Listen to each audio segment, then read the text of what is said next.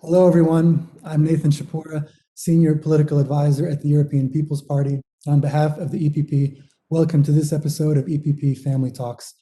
Today, we are very glad to have with us Mr. Paschal Donohoe, President of the Eurogroup, Minister of Finance from the Republic of Ireland, and representative of Dublin Central constituency, and Fine Gael, one of our founding EPP member parties.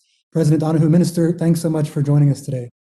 Nathan, I'm delighted to be participating in this family talk with you and looking forward to have a good discussion. One of the things we try to do with all of our guests in this family talk series is simply, first of all, ask them what's going on at home, what's going on in their own constituency, in their own country. So if you could just give us an update on what's happening now in the Republic of Ireland. So Nathan, like every country across the world, we are currently focused on trying to contain and beat COVID-19. So as I speak to you, much of our economy is closed. Our schools are closed as well.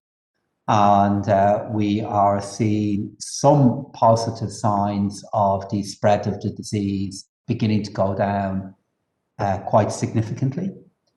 But of course, we also have the social cost caused by our schools not being open and by so much of our economy being closed. So I imagine the situation here in Ireland is very similar to the experiences that your viewers and listeners are dealing with in their own countries at the moment. We're also, on a different note, wondering if it's going to snow across many parts of Europe at the moment. It is already snowing, and we're wondering if, on top of everything else, if we're going to have to deal with some difficult weather later on in the week. So that's the way things are here in Ireland at the moment and in Dublin. Well, hopefully, if you do get snow, it will be only the kind that is beautiful and friendly to people and to commerce and to health, and not something which locks people down, binds them in a bunch of ice. Absolutely, we'd like to get the balance. That's exactly it. We'd like to get the balance right between having enough snow arrive in Ireland that is good for people's morale and that they can enjoy it, but not having so much snow that we end up with further challenges on top of the big ones we have at the moment. So I think there's plenty of kids in Ireland at the moment who are not at school at the moment and hoping it will snow. And there's plenty of parents that are hoping it will snow, but not so much that they snowed into their homes. Exactly. A friend told me just yesterday, because it's just recently snowed in Brussels, that snow days are an essential part of childhood, regardless of, regardless of the virtual situation or not. But you mentioned the challenges, and of course, they're very serious in Ireland and in all countries in Europe. Let's pan out just a bit and talk about the EU response to this pandemic, both in terms of health and in terms of the economy. I was very interested to read a speech, which I would recommend everyone read, that you gave just a couple of days ago, or just a few days ago from when we're publishing this, at the London School of Economics. And in that speech, in commemoration of 20 years of the euro, you laid out, or one of the interesting things you said was, if the EU did not exist, we would be beginning the slow process of creating it. And so when you look at the EU now in the response to this most recent crisis of the pandemic, how would you assess the role of the European Union, what's gone well, what could still go better, what still needs to be done? So thank you very much for acknowledging the speech that I gave in the London School of Economics. And the point I was looking to make, Nathan, in my speech is that we are dealing with a disease at the moment that uses interdependence and contact as a way of spreading. And the challenge in facing countries within Europe is how we can manage that interdependence and that contact and use it as a source of strength in beating this disease. And I genuinely believe that if we did not have the European Union at the moment, we would be beginning the really slow process of creating something like the European Union. Because whether it is the public health challenge that we have, whether it's the challenges that we have about travel, or whether it's the economic challenges that we face, these are challenges that we can only deal with effectively if we are coordinating our efforts and pooling our strength. In terms of how the European Union is performing at the moment, I think you could say that our performance in dealing with COVID-19 has gone through different phases. In the first phase of dealing with COVID-19, when this disease arrived into Europe, our early efforts were not coordinated, and because of that, they were not effective enough. And this is particularly evident in the uncoordinated approach that we took to travel and to the sourcing of medical equipment and medical supplies. And then in the last phase of dealing with COVID-19, I believe we responded back to many of those challenges and did well in confronting them. The public health coordination really improved, and our economic actions responded back to this disease in a way that was far stronger and far different than our response in the great financial crisis of a decade ago. In terms of how we are doing now, we have had difficulties. We are clearly having difficulties in the rollout of the vaccine. We want it to be available in greater numbers and faster than is the case at the moment. But I still believe that the European Union and our Commission will be able to turn this round and will be able to play a positive role with the availability of vaccines and their speed of distribution in an effort of this scale in dealing with a disease that is so dangerous. Different phases of our efforts will go better than others.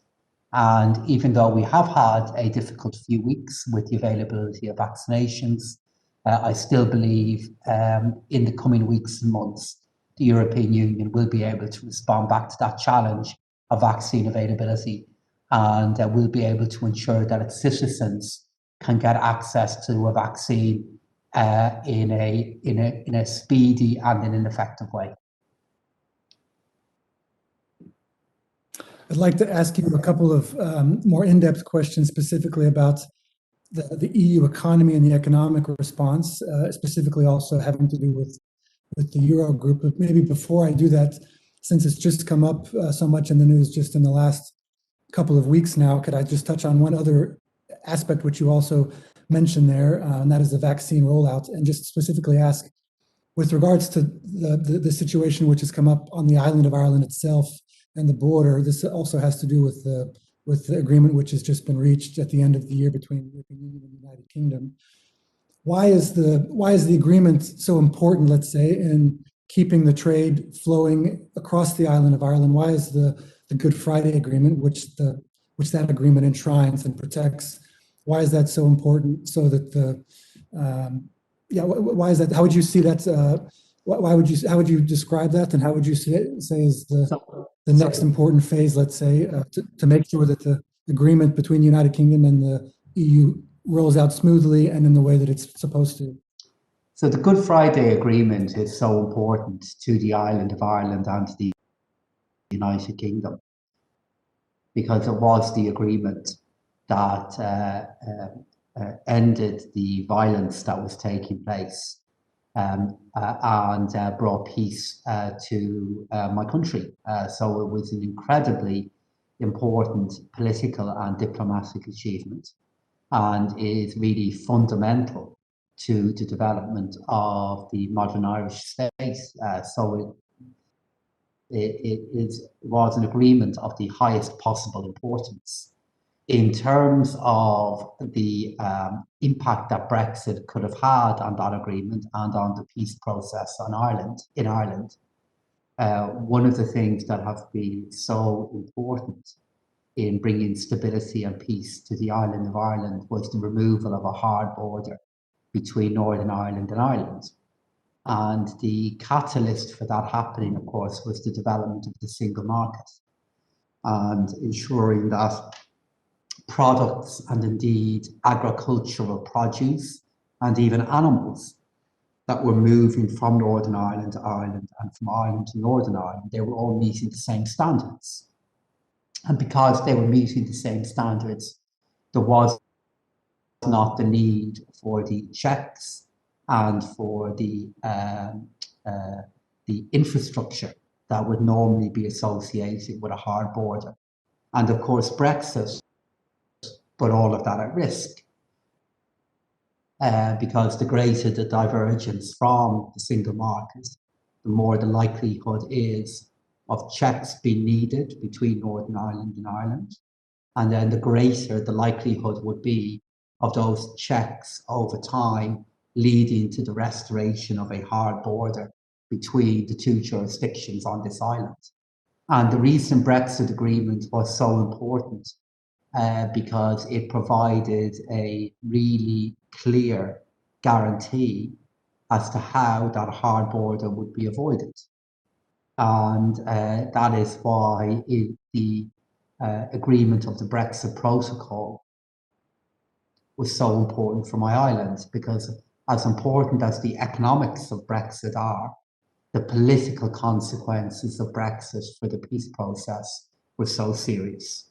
And the European Union and the Commission were really brilliant over the last number of years in working very intensively with the British government to come up with a specific agreement to avoid that risk. Thank you so much for such a clear answer, and much clearer, I think, than the question that I asked you even. So let's, if we could, move to talking about the sort of the economic piece of the EU's response. And I want to go back to the speech which you gave a few days ago at the London School of Economics. And you talked specifically, I think, about sort of two main components. One, looking back at the last 20 years since the euro, ways in which the European Union over time and through crises has put structures in place which have served the European Union well in this current crisis. And then the other point which you emphasized is important steps to make sure that the next generation EU, that the recovery fund are indeed sustainable and that they sustainably generate and continue to generate growth in the coming years. So could you address both of those components? What important steps have been taken in the last many years that have served the European Union well now and the Eurogroup, the Eurozone well, and then what are the important next steps to make sure that to ensure a green, a digital, a sustainable recovery going forward? Thank you, Nathan. Well, the point I was looking to make in that speech to the London School of Economics was to draw the connection between the institutions and the understanding that emerged from the great financial crisis and the difference that it has now made to helping Europe respond back to the challenge of COVID-19. And I think from a policy point of view, the European Union did learn the lesson of the value of budgetary policy in helping societies respond back to great shocks. And we had a very wide variety of experiences in dealing with that issue after the great financial crisis. And I think this has led to an appreciation now of the need for active budget policies at a time in which countries are dealing with economic challenges that are created by a public health emergency. And then if I look at the institutions that were created after the last crisis, the European Stability Mechanism and the safety net that it has created to support countries if they need help, in meeting their sovereign funding needs during the COVID crisis. It's a really good example of how an institution that was created in the last crisis is now available to play a new role in dealing with this crisis. And then many of the different banking measures that were put in place in terms of new regulations, the new European banking regulator, all of those have ensured that our banking system across Europe went into this economic crisis with its financial sector in a resilient state. And in turn, that's going to be vital in helping our economies recover as we battle with COVID-19. And then just briefly and finally, moving into this crisis with European national finances broadly in good condition, of course, then helped when individual countries had to put in place budget expansions to support income and to support jobs when COVID hit our countries. Maybe I could just pan back even a bit further and ask you a question about macroeconomics, I suppose, or the geopolitics of recovery. From my understanding, one of the positive developments early in the pandemic, amidst a lot of developments which weren't so positive, was that there was transatlantic cooperation, let's say, between the Federal Reserve on the U.S. side, the European Central Bank, other central banks, to help ensure global liquidity in the crisis. And there's been transatlantic cooperation in a number of areas. I think on the European side, there's now a lot of optimism with the new administration, new Congress on the U.S. side.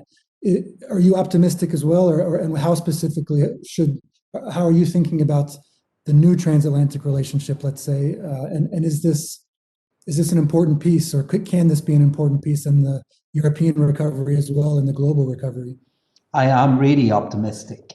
And I think we can already feel the effect of having a president in the United States of America and in the Oval Office who has a different view regarding multilateral institutions and takes a different tone in relation to the conduct of politics. So I'm really hopeful that across a whole variety of challenges and opportunities, from trade to climate change, that many big opportunities await, which Europe and the United States can pursue together. The EU and the US are still worth a very large share of global trade. And we have a friendship and a relationship that, particularly over the last 6 to 7 decades, has a very strong foundation built on history and on values. I think it's a great framework for confronting global challenges. Nathan, that's also not to say that there won't be difficulties and there won't be differences of opinion. There will be. There are different views between Europe and the United States on many different matters. But we will be approaching those disagreements from a starting position of valuing cooperation and valuing friendship. And I think that will make a really big difference then to resolving those challenges. And of course, not only is the transatlantic relationship, Washington and Brussels, foundational and something which the EPP supports unequivocally as a bedrock of global security and prosperity, but the Republic of Ireland also has a very special relationship with the United States, signaled by an annual visit every March by the Taoiseach, the leader of the country, in Washington to deliver a bowl of shamrocks as a sign of goodwill and friendship and partnership between the two countries. So one of the great transatlantic traditions, I think, which is going. So I wanted to maybe close with just a note of appreciation, not necessarily a question, but I know on your Twitter handle you say you are a believer in an open future. And I just also wanted to comment with appreciation on a quote which you put in your speech that I've already referenced to the London School of Economics by Albert Camus, writer of The Plague or La Peste. And the quote was, "And indeed it could be said that once the faintest stirring of hope became possible, the dominion of the plague was ended." And I thought that was a very, indeed, a very optimistic way to end your speech, and a really helpful maybe outlook for all of us. Would you have any comment? What is it? Maybe the question would be, what is it that gives you hope now, and even in such a difficult time, in such a difficult crisis? So when I refer to the future always being open, I refer to my belief that the future is always still to be formed and still to be shaped, and our human creativity, initiative, and imagination has a greater capacity to shape that future than it sometimes feels. And I think it is a really important point, given the challenges that we face now.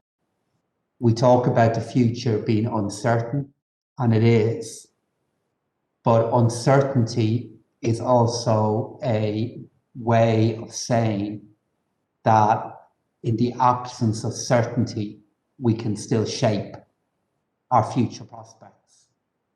And I see that as being inherently positive and optimistic, because I have great faith in human ingenuity and great faith in our ability to collaborate.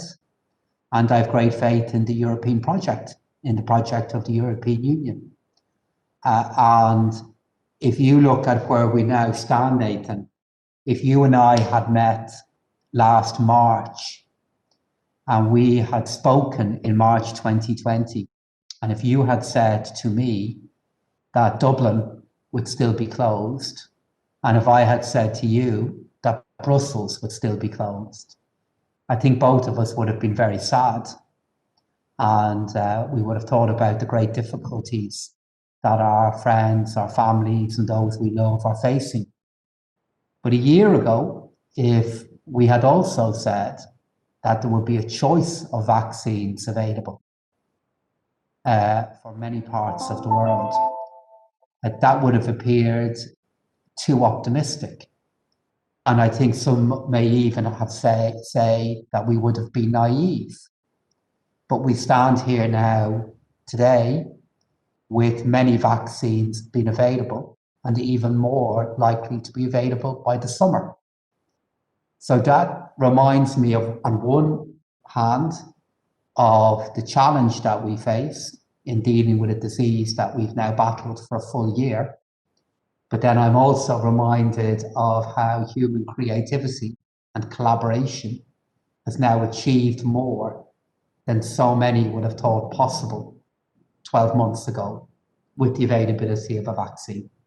So the future is always open, it's always there to be formed, and it's always there to be influenced by human agency.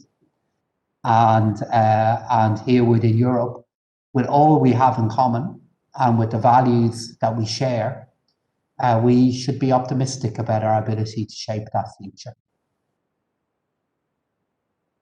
I think what you're talking about there is not only the freedom, let's say, which is associated with an open future, but also the responsibility that comes from our own individual agency that each of us has. And that's reminds me of again of Albert Camus, and something which I think he would have very much endorsed. So thank you so much for that perspective and for that encouragement. And maybe on the note of imagination, which you also referenced, I could ask you one final question, which is more of a human question, which we try to end all of these family talks interviews with, and that is there a book, a series, a film which you would recommend to our viewers?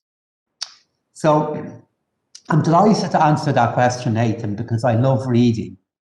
And reading is a really important part of my life and of my identity. And I'm always reading lots of different fiction, and always also love reading about history, about politics, and about sport. So I've thought carefully about the question that you were likely to put to me, and I'm going to make a recommendation of a book that is going to surprise you a little bit, or maybe surprise your viewers, because it is not a book that would be associated with our political family and with the Christian democratic outlook that is at the heart of the EPP. And the book is called The Time of My Life, and it is by the great British Labour politician, Denis Healey. And Denis Healey was the Chancellor of the Exchequer for the United Kingdom in the 1970s. And he was also the Defence Secretary for the United Kingdom. And his book was the first biography I ever read by a politician. And in that book, he talks about lots of different things. He talks about why he believes politics is so important and why being a politician is a good craft and a good trade. He talks about the difficulty and reward of being in government. But he's also a very, very deeply committed European. And his support for Europe and his understanding of the European project was influenced by his being a soldier in World War II and serving in combat in Italy on behalf of the British Army. And the book is a reminder that the European project, of course, is based in our desire also to suppress all that can be bad about how we engage with each other as well. But then it, through focusing on peace and stability, also reminds us of all we can achieve together. So I have beside me a letter that I got from Denis Healey, which I wrote to him when I was a teenager. And it's here on my desk now in the Department of Finance here in Ireland. And I wrote this letter to him in 1991, so a long, long time ago, because I enjoyed his book so much. And he wrote back to me, "Dear Paschal Donohoe, thank you so much for your most excellent letter. I am delighted you enjoyed my book, and I hope you have as happy a life in politics as I have had myself. With all good wishes, yours sincerely, Denis Healey." And that book is one of the reasons I got into politics. So whenever I'm speaking to friends who are interested in politics or who care about it, and they ask me to pick a book, I always pick The Time of My Life by Denis Healey.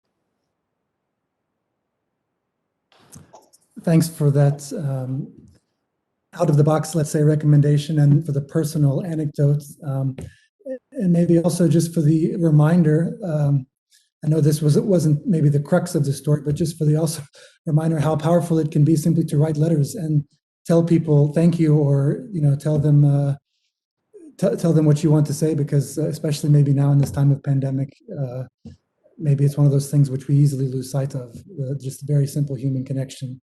Well, Nathan, I think you're so right, and it's a nice final point from you in our discussion here, that in this time when we have children going to school in their living rooms or in their kitchens, when we have families not able to leave their home, and when we have so many millions working from their homes, it reminds us of the value of human contact and also what it means when it's absent from our lives as well.